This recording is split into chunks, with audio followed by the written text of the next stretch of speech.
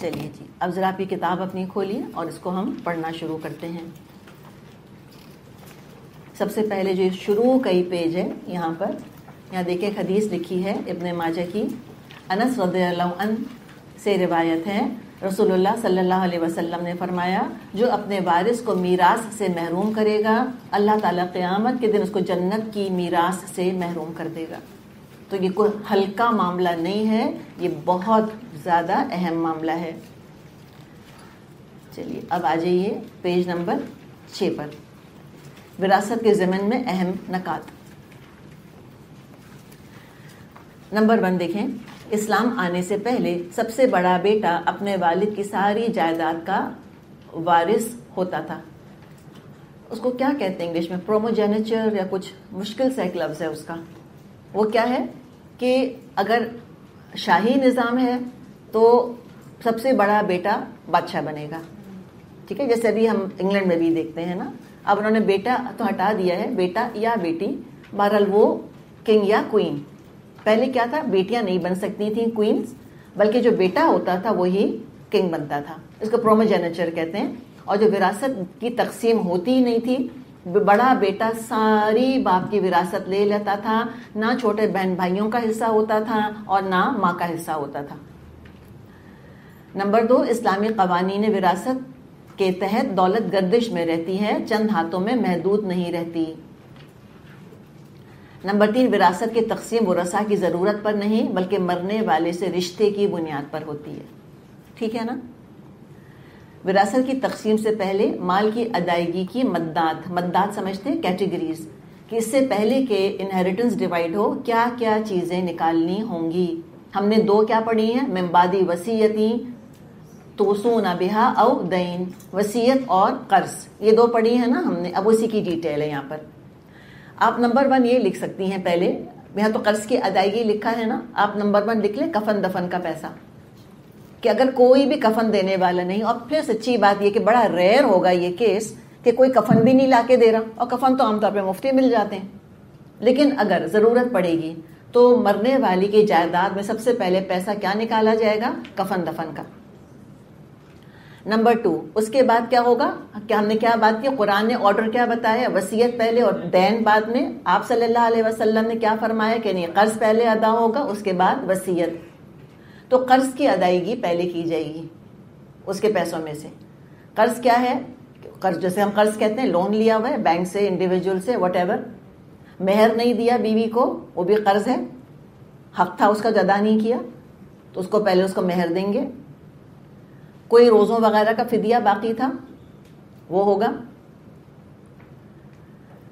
اگر مثال کے طور پہ کوئی کفارہ تھا اس کے ذمے، یا کوئی دیت اس کے ذمے تھی، کوئی دیت وغیرہ، وہ آج کل تو ہوتا نہیں ویسے، لیکن اگر سمجھنا تو چاہیے نا. تو کوئی اگر اللہ کا حق تھا یا بندوں کا حق تھا، وہ پہلے نکالا جائے گا، وہ سارا قرض ہے.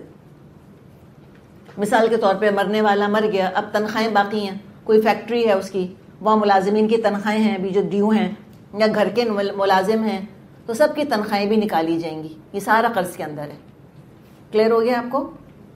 اور کیا نکالا جائے گا، اگر مرنے والے نے حج نہیں کیا تھا، ارادہ تھا کہ نہیں کر سکا، تو اس کے مال سے حج بدل.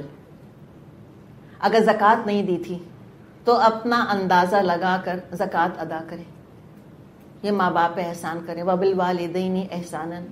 اگر والدین مر گئے اور پتا تھا کہ یہ پیسہ تھا، یہ زکوٰۃ نہیں دیتے تھے، امی کا زیور تھا انہوں نے زکوٰۃ نہیں دی، ابو کا بینک میں پیسہ تھا کبھی زکوٰۃ نہیں دی، زکوٰۃ نکالیں اور پھر آپ دیکھیں کتنی برکت ہوگی انشاءاللہ. میں آپ کو آزمائی بھی بات بتا رہی ہوں. بعض دفعہ نہیں خیال آتا تھا پچھلے لوگوں کو، یا آج بھی لوگوں کو پتہ نہیں ہوتا کہ زکوٰۃ کتنی اہم ہے. اگر سارا پیسہ قرض میں چلا گیا، بس اینڈ آف دا اسٹوری، کچھ نہیں بچا کسی کے لیے. ٹھیک ہے، اچھا جی. اب کیا ہے، اگر یہ ہو گیا، یعنی پہلا کیا، کفن دفن. نمبر 2 کیا ہوا، قرض. نمبر 3 وصیت. وصیت جو ہے یہ زبانی بھی ہو سکتی ہے، کسی قابل بھروسہ انسان کے سامنے وصیت کر دی، یا یہ لکھی بھی ہو سکتی ہے.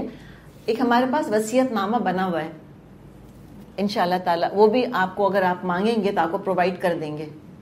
ٹھیک ہے، اس میں بھی وصیت لکھ سکتے ہیں.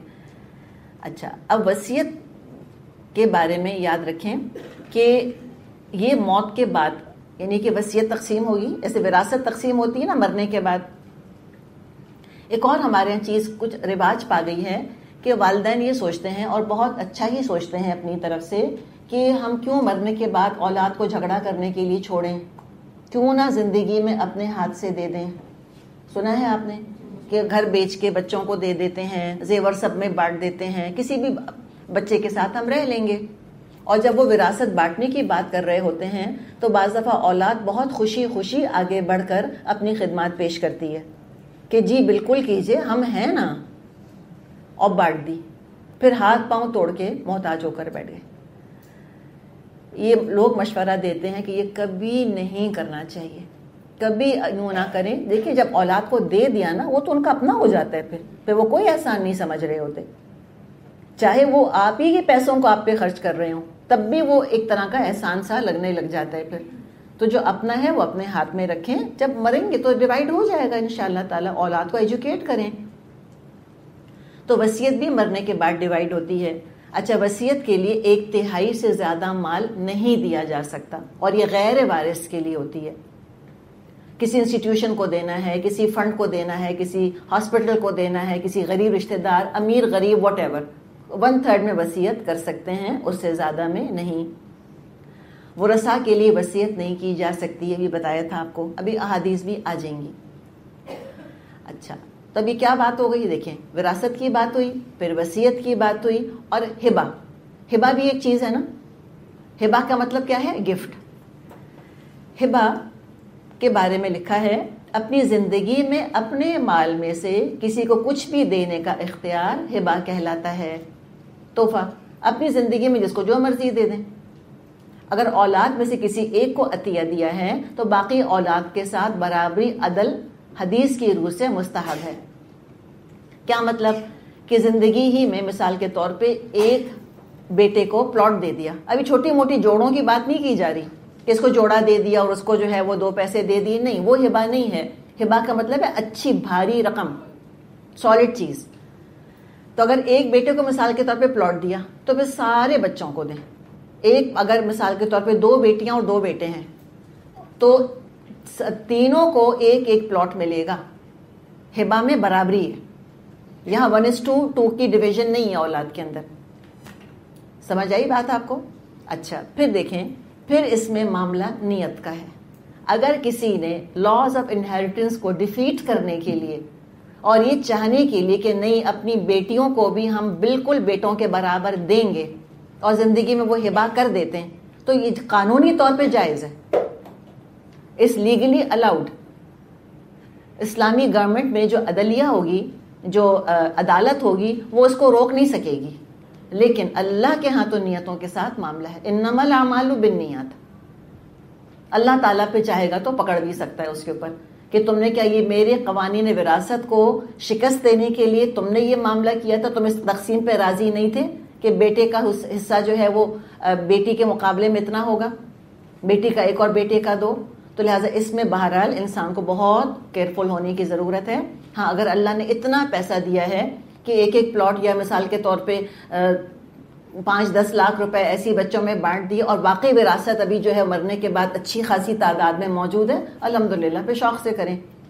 اس میں پھر آپ دیکھیں ہمارے یہاں جو جہیز کا سسٹم ہے کتنا زیادہ پرابلمٹک ہے، ایون انہیریٹنس کے لحاظ سے، ایون ہبہ کے لحاظ سے. لاکھوں کا جہیز بیٹیوں کو دے دیتے ہیں اور بیٹے شکل دیکھتے رہتے ہیں. بیٹیوں کو بعض دفعہ گھر دے دیتے ہیں. اچھا، اس پہ 2 ریئیکشنز ہوتے ہیں. ایک ریئیکشن یہ ہوتا ہے کہ جب ماں یا باپ کا انتقال، عام طور پہ دیکھیں ماں بیچاری کے پاس کیا ہوتا ہے، باپوں کی جو ہمارے سسٹم ایک ہے، میں اس کے حساب سے بات کر رہی ہوں. جب باپ کا انتقال ہوتا ہے، بھائی کہتے ہیں شادی کے موقع پہ دے تو دیا تھا تم کو، تو وراثت دیتے ہی نہیں اس کو. قصہ ہی ختم. کبیرہ گناہ، معمولی گناہ نہیں ہے، اس پہ جہنم کی وعید ہے. یا کیا ہے، بیٹوں کے ساتھ ناانصافی ہے کہ بیٹیوں کو تو بھر کے گھر اور گاڑی اور اللہ جانے کیا کچھ اور بیڈ روم کا فرنیچر اور واٹ اینڈ واٹ ناٹ اور الیکٹرانک سارے دے دیے اور بیٹے شکل دیکھ رہے ہیں. تو یہ دیکھیں نا، یہ کتنی بڑی ناانصافی ہے. اگر ہم اس لیگل پوائنٹ آف ویو سے بھی دیکھیں تو جہیز کا کوئی بھی تصور، کوئی گنجائش نکلتی نہیں ہے. وہ یا یہاں پرابلم کرے گا جہیز، کیا وہاں پرابلم کرے گا. یا ہبا کے اندر ناانصافی ہو رہی ہے یا وراثت میں ناانصافی ہو رہی ہوگی. تو بہرحال جب ہبا کریں تو سب کو ایکول دیں. اس میں کیا حکمت ہے کہ ایک جیسے رشتوں کے اندر پھر دل نہ خراب ہو. آپ صلی اللہ علیہ وسلم نے فرمایا اللہ سے ڈرو اور اپنی اولاد کے بارے میں عدل اور انصاف کرو. بخاری اور مسلم کی یہ حدیث ہے. اچھا، اب یہ وراثت اور ہبہ اور وصیت کو احادیث کی روشنی میں دیکھتے ہیں. وراثت کا بیان. ہیڈنگ کیا ہے کہ کافر مسلمان کا وارث نہیں ہو سکتا. اسامہ بن زید رضی اللہ عنہ سے روایت ہے رسول اللہ صلی اللہ علیہ وسلم نے فرمایا نہ ہی مسلمان کافر کا وارث ہوتا ہے نہ کافر مسلمان کا وارث ہوتا ہے. یہ صحیح مسلم میں یہ حدیث موجود ہے کہ بیٹے نے یا بیٹی نے اسلام قبول کر لیا، ماں باپ کرسچن یا جو یا ہندو جو بھی ہیں رہ گئے، اب بیٹے یا بیٹی کا انتقال ہو گیا تو کون محروم رہ جائے گا؟ کون سی برانچ نسب سے؟ کون سی؟ وہ جو پرماننٹ انہیریٹرز ہیں ان میں سے وہ محروم ہو جائیں گے. کیوں؟ دین فرق ہونے کی وجہ سے. تو کیا کریں پھر؟ وصیت کریں ان کے لیے مرنے سے پہلے 1/3 میں وصیت کریں کہ میرے ماں باپ چاہے ہندو ہیں چاہے کرسچن ہیں چاہے جو ہیں میں مسلمان ہوں تو 1/3 ان کو مل جائے. اینڈ وائس ورسا، ماں باپ مسلمان ہیں اولاد مسلمان نہیں ہے تو وراثت تو نہیں ملے گی لیکن وصیت کر سکتے ہیں. تقسیم وراثت کے بعد بچے ہوئے مال کا حکم. ابن عباس رضی اللہ عنہما سے روایت ہے رسول اللہ صلی اللہ علیہ وسلم نے فرمایا ذوی الفرائض یعنی کہ شرعی وارث. ذو الفرائض کن کو کہتے ہیں؟ جن کے اللہ تعالیٰ نے حصے پکے مقرر کر دیے. ان کے درمیان کتاب اللہ کے مطابق تقسیم کرو اور ذوی الفرائض میں تقسیم کے بعد جو مال بچ جائے وہ عصبہ کا حصہ ہے. عصبہ کہتے ہیں اس مرد کا جو میت کا سب سے قریب رشتہ دار ہو. دیکھیں یہ 2 ٹرمز ہیں، سوری یہ میری بنائی ہوئی نہیں ہے لیکن آپ کو بتانا تو ہے نا. جیسے اللاتی اخیافی اور عینی بتایا آپ کو، اسی طرح یہ جو رشتہ دار ہوتے ہیں نا ددیال اور ننیال جن کو ہم کہتے ہیں، ٹھیک ہے؟ تو جو ددیال ہے وہ عصبہ کہلاتی ہے. عین صاد با یہ جو لکھا ہے یہاں پہ وہ عصبہ کہلاتی ہے. اور جو ننیال ہے وہ ذو الارحام کہلاتی ہے.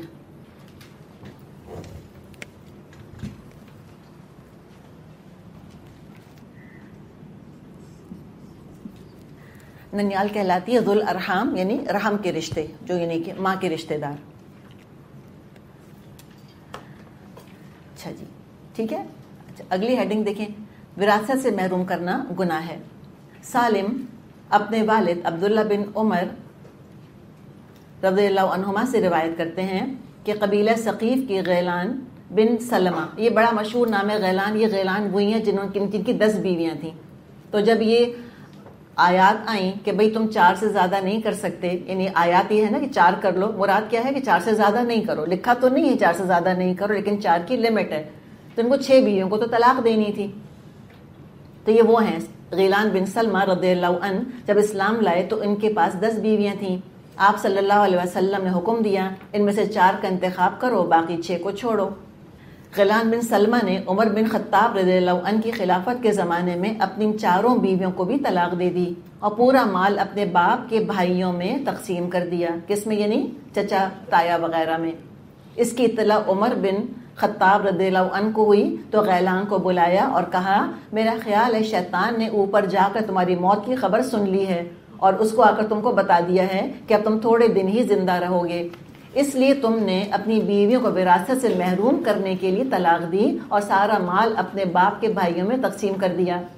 میں اللہ کی قسم کھا کر کہتا ہوں کہ اپنی بیویوں سے تم کو رجوع کرنا ہوگا اور تقسیم کیے ہوئے مال کو واپس لینا ہوگا، ورنہ میں زبردستی تمہاری بیویوں کو تمہارا وارث بناؤں گا اور لوگوں کو حکم دوں گا تمہاری قبر پر پتھر ماریں جیسے ابو رغال کی قبر پر پتھر مارے جاتے ہیں. اب آپ کے خیال، آپ تو ساری کہانی چھوڑ کے سوچ رہی ہوں گی کہ ابو رغال کون ہے؟ یہ سوچا نا آپ نے؟ ابو رغال وہ ہے کہ جب ابراہا آیا تھا، یاد ہے نا ابراہا آپ کو؟ ابراہا جب آیا اس کو تو راستہ تو نہیں پتا تھا. کیوں؟ گوگل سے نہیں دیکھ لیا اس نے؟ ہاں نہیں دیکھا. تو وہ طائف گیا. اچھا طائف والوں کو اپنی دیوی بہت زیادہ پیاری تھی تو وہاں پہ ایک شخص تھا ابو رغال. اس نے کہا تم ہماری دیوی کو چھوڑ دو تو میں تم کو مکے کا راستہ بتا دوں گا. تو اس شخص کا نام تھا ابو رغال. اس نے ابراہا کے لشکر کو مکے کا راستہ بتایا اور عربوں کو اتنا غصہ آتا تھا اس کے اوپر. جب یہ مر بھی گیا تھا اس کے بعد بھی جہاں اس کی قبر بنی ہوئی تھی عرب آ کے اس کی قبر کو پتھر مارا کرتے تھے. کہ اس نے راستہ بتایا تھا ابرہہ کو بیت اللہ کا. تو اب یہ اوبیسلی وہ یہ تو لیکن آپ تو عمر رضی اللہ عنہ کے وقت پر حیران ہوں کہ ہم تو اتنا سا کورس لے کر بیٹھے اور ہمیں دائیں بائیں کی فکر ہے وہ پتہ نہیں چلتی کہ ہو کیا رہے. وہ اتنی بڑی حکومت لے کر بیٹھے تھے اور وہ غیلان کی خبر پتہ تھی کہ یہ اس نے کیا معاملہ کیا. ایک اپنے جو ان کے جو عملاء تھے ان سب پہ وہ نظر رکھا کرتے تھے. یہاں تک ان کو پتہ چل گیا تھا, خط لکھا تھا انہوں نے اپنے ایک امیر کو, ایک کسی جگہ کے گورنر کو, کہ میں نے سنا ہے کہ تم نے ایک چوکیدار کھڑا کر دیے اپنے دروازے پر, کہ تم نے اپنے اور لوگوں کے درمیان چوکیدار کھڑا کر دیا. یہ تک ان کو معلوم تھا, اتنا وہ اتنی نظر رکھا کرتے تھے. لیکن آپ کو بات سمجھ آ گئی؟ اچھا, کلالہ جس کی اولاد اور باپ دادا میں سے کوئی نہ ہو, اس کی وراثت کے حکم کا پس منظر. جابر بن عبداللہ رضی اللہ عنہ فرماتے ہیں, میں بیمار ہوا تو رسول اللہ صلی اللہ علیہ وسلم اور ابو بکر صدیق میری عیادت کے لیے پیدل چل کر تشریف لائے. اس وقت مجھ پر بے ہوشی طاری تھی. کون سی بے ہوشی؟ جو موت کی غشی جیسی آتی ہے. رسول اللہ صلی اللہ علیہ وسلم نے وضو کر کے وضو کا بچا ہوا پانی مجھ پر ڈالا تو مجھ کو ہوش آ گیا. میں نے عرض کیا, اے اللہ کے رسول, میں اپنا مال کس طرح تقسیم کروں؟ آپ نے جواب نہیں دیا حتیٰ کہ سورہ نساء کی آیت یعنی 176 جو کہ آگے آئے گی وہ نازل ہوئی. تو اس کے بارے میں کلالہ ہی کا ذکر ہے, یہاں پہ وہ لکھا ہے, آپ آیت کا ترجمہ پڑھ سکتی ہیں. اچھا, اب آگے دیکھیں کہ وراثت, ہبہ اور وصیت. احادیث کی روشنی میں وراثت وارثوں کا حق ہے. ابو ہریرہ رضی اللہ عنہ سے روایت ہے کہ جب رسول اللہ صلی اللہ علیہ وسلم کے پاس کسی ایسے شخص کا جنازہ لایا جاتا جس پر قرض ہوتا تو آپ پوچھتے کیا اس نے اتنا مال چھوڑا ہے جس سے قرض ادا ہو سکے؟ اگر بتایا جاتا اس نے اتنا مال چھوڑا ہے تو آپ نماز جنازہ پڑھا دیتے, ورنہ فرما دیتے تم اپنے ساتھی کا جنازہ پڑھ لو. پھر جب اللہ تعالیٰ نے فتوحات کے ذریعے آپ صلی اللہ علیہ وسلم پر مالی کشادگی فرمائی تو آپ نے فرمایا, مسلمانوں پر ان کی جانوں سے زیادہ خرچ کرنے کا مجھ پر حق ہے. جو شخص قرض چھوڑ کر فوت ہو جائے اس کا قرض میرے ذمے ہے, اور جس نے مال چھوڑا وہ اس کے وارثوں کا ہے. یہ پھر آپ دیکھیں حکومت کی رسپانسبلٹی کہ اگر کوئی قرض مقروض مرے تو پھر بہتر ہے کہ گورنمنٹ کہے کہ اچھا ہم کرتے ہیں. اور آج کل بینک سے پتہ ہے آپ کو, پھر وہ لون جو ہیں وہ رائٹ آف ہو جاتے ہیں. یہ آج کل یہ چیزیں تو ہیں. تو وراثت وارثوں کا حق ہوتا ہے. اگلا دیکھیں, امت کو علم الفرائض سیکھنے اور سکھانے کی تاکید. ابو ہریرہ رضی اللہ عنہ سے روایت ہے, رسول اللہ صلی اللہ علیہ وسلم نے فرمایا, علم الفرائض یعنی تقسیم وراثت کا علم اور قرآن کا علم سیکھو اور لوگوں کو سکھاؤ, کیونکہ میں قبض کیا جانے والا ہوں. قبض کیا جانے والا ہوں سے کیا مطلب؟ میں دنیا سے جانے والا ہوں. یہ ترمذی میں روایت موجود ہے. ابن مسعود رضی اللہ عنہ سے روایت ہے, رسول اللہ صلی اللہ علیہ وسلم نے فرمایا, علم سیکھو اور لوگوں کو اس کی تعلیم دو. علم الفرائض یعنی تقسیم وراثت کا علم سیکھو اور لوگوں کو اس کی تعلیم دو. قرآن کا علم سیکھو اور لوگوں کو اس کی تعلیم دو, کیونکہ میں قبض کیا جانے والا ہوں اور علم کم ہوگا اور فتنے ظاہر ہوں گے. یہاں تک کہ دو شخص فرض چیز یعنی وراثت کے بارے میں جھگڑا کریں گے اور کسی کو نہ پائیں گے جو ان کے درمیان فیصلہ کرے. دارمی نے اس کو روایت کیا ہے. اب دیکھیے وراثت, ہبہ اور وصیت, یہ وہی ذکر چل رہا ہے. ہبہ کا بیان, اولاد میں برابری قائم رکھنے کی تاکید. نعمان بن بشیر رضی اللہ عنہ فرماتے ہیں, میری والدہ بنت رواحہ نے میرے والد سے درخواست کی کہ وہ اپنے مال میں سے کچھ ان کے بیٹے نعمان کو ہبہ کر دیں. یعنی کہ بیوی نے میاں سے کہا کہ نعمان کو کچھ دے دو. یہی بات ہے, سمجھ آئی آپ کو بات؟ میرے والد نے 1 سال تک معاملہ ملتوی رکھا, پھر انہیں ہبہ کرنے کا خیال آیا. میری والدہ نے کہا, میں اس وقت تک راضی نہ ہوں گی جب تک تم میرے بیٹے کے ہبہ پر رسول اللہ صلی اللہ علیہ وسلم کو گواہ نہ کر لو. میرے والد میرا ہاتھ پکڑ کر رسول اللہ صلی اللہ علیہ وسلم کے پاس لے گئے. اس وقت میں 9 عمر لڑکا تھا. انہوں نے کہا, اے اللہ کے رسول, اس کی ماں بنت رواحہ یہ چاہتی ہیں کہ میں آپ کو اس چیز پر گواہ کر لوں جو میں نے اپنے لڑکے کو ہبہ کی ہے. رسول اللہ صلی اللہ علیہ وسلم نے پوچھا, اے بشیر, کیا اس کے علاوہ تمہاری اور بھی اولاد ہے؟ انہوں نے کہا, جی ہاں. آپ نے فرمایا, کیا تم نے باقی سب بچوں کو بھی اسی طرح کی کوئی چیز دی ہے؟ انہوں نے کہا, نہیں. اس پر آپ نے فرمایا, میں ظلم پر گواہی نہیں دوں گا. صحیح، مسلم میں یہ حدیث موجود ہے. تو ہبا کیا ہوتا ہے؟ زندگی میں ہوتا ہے. اور ہبا کیا ہے؟ چھوٹی موٹی رقم نہیں، یعنی اچھی بڑی رقم. مثال کے طور پہ اگر ایک بیٹی کو گولڈ کی چین دی ہے یا کوئی چیز دی ہے تو سارے بچوں کو، بیٹے پلس بیٹی، سب کو دینا ہوگا. ایک جیسی تقسیم ہوتی ہے. اچھا یہ تھوڑا کمپلیکیٹڈ ہے لیکن سن لیں. ہبا وصول کرنے والے کے مرنے کے بعد ہبا کی گئی چیز پر پرانے مالک کے وارثوں کا حق ہوتا ہے. کس طرح سے؟ دیکھیں مسلم میں کیا حدیث ہے. یہ یعنی کہ اس میں بات کیا ہے کہ کسی کو یہ ہبا کیا کی؟ عارضی طور پہ ہبا کی. مثال کے طور پہ گاڑی، سپوزنگ، ٹھیک ہے، کہا کہ اچھا یہ گاڑی ہے تو تم اس کو استعمال کرتے رہو. یا گھر ہے کسی کا، کہا کہ چلو یہ گھر ہے تم رہتے رہو اس کے اندر، کرایہ نہیں دو. ایک طرح کا ہبا ہے نا. اور کہا کہ چلو، یہ تو نہیں کہا کہ تم لے لو، اس کو دے نہیں دیا، کہا چلو یہ گھر ہے تم رہتے رہو اس کے اندر. اس سچویشن کا ذکر کیا جا رہا ہے. جابر بن عبداللہ سے روایت ہے، رسول اللہ صلی اللہ علیہ وسلم نے فرمایا کسی نے کسی شخص کو تا حیات استعمال کرنے کے لیے کوئی چیز دی، ٹھیک ہے، تا حیات کہ جب تک بھی میں زندہ ہوں تم استعمال کرو. تو اس کے اس قول نے اس دینے والے کے حق استعمال کو ختم کر دیا. اب جب کہا کہ تم اس گھر میں رہ لو تو جس نے گھر دیا خود نہیں رہے گا. اب جب تک دینے والا زندہ ہے اس نے کہا کہ میری زندگی تک تم اس گھر میں رہو. اب خود نہیں رہے گا، نمبر 1. اب وہ مر گیا جس نے گھر دیا، اب وہ گھر کس کا ہوگا؟ جی یہی تو کہہ رہے ہیں. اب وہ شخص یہ نہیں کہے گا کہ مجھ کو تو دے دیا تھا. نہیں، دے نہیں دیا تھا، تم سے کہا تھا کہ تم زندگی، میری زندگی میں اس کو استعمال کر سکتے ہو. تو جب وہ مر جائے گا دینے والا تو دینے والے کے حق استعمال کو ختم کر دیا.